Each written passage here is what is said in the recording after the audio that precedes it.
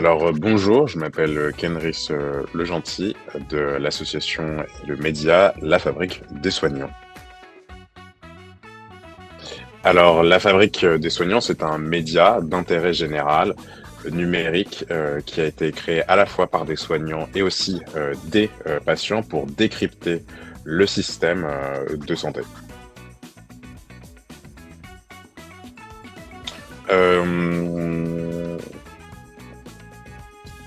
je dirais dialogue. Dialogue parce que la question de la santé mentale est, je pense, entre autres plein de choses, c'est aussi une question souvent de silence et d'incompréhension. Et que nous, ce qu'on essaye de faire au travers de ce projet-là, c'est de dialoguer sur les problèmes en lien avec la santé mentale.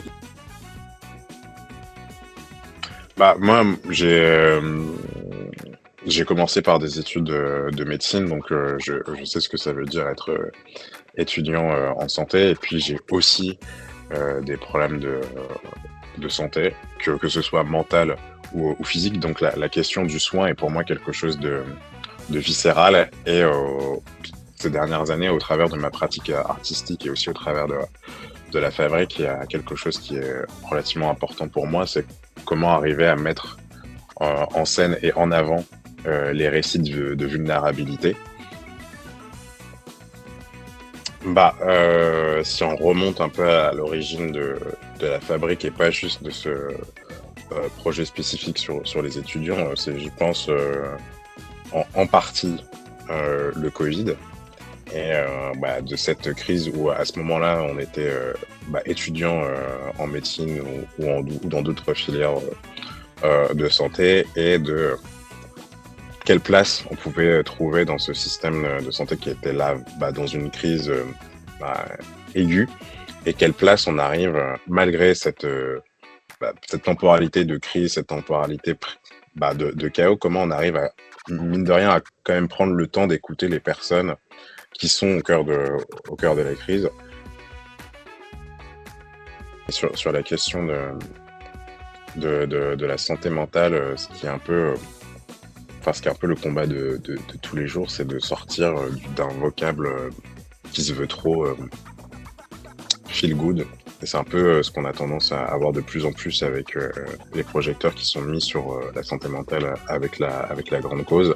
Donc c'est comment nous, en tant que médias, qui essayent quand même de montrer qu'il y a des choses qui fonctionnent, et qui essayent aussi de montrer qu'il y a des choses qui fonctionnent mal, qu'il y a des gens qui essayent de résister par rapport à ces choses qui fonctionnent mal, d'éviter de tomber dans quelque chose qui aurait tendance à gommer les réelles difficultés. Et donc, c'est comment arriver au quotidien à montrer la violence sans se faire avaler par cette dernière. Et du coup, c'est une danse assez compliquée à mener.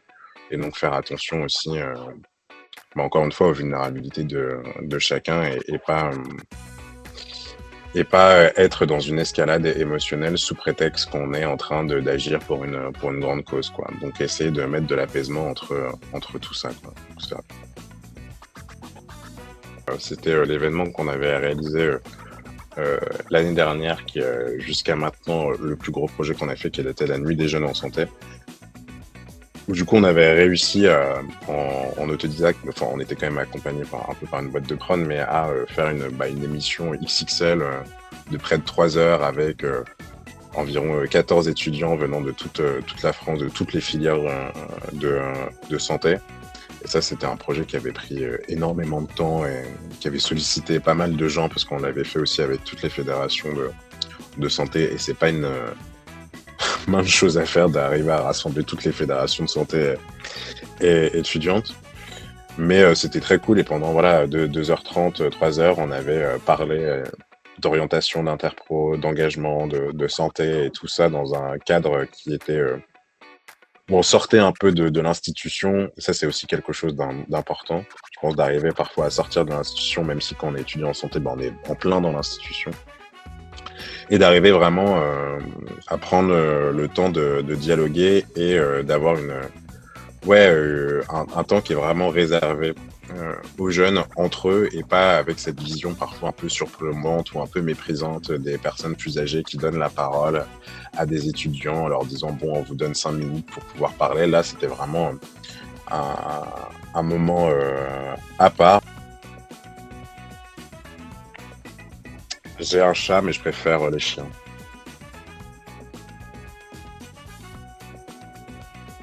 Ville. Euh, J'aime pas le ski, je préfère la montagne, mais quand même, je suis dire plage. Université, le soir, même la nuit. Ni lait, ni céréales. Film.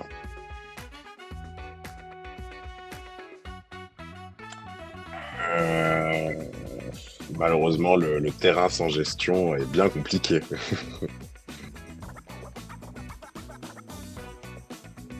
Euh, On budgétise moyennement et on improvise beaucoup en 2 minutes.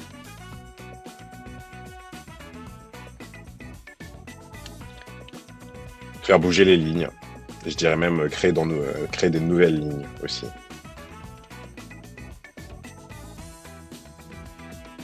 Action de fond.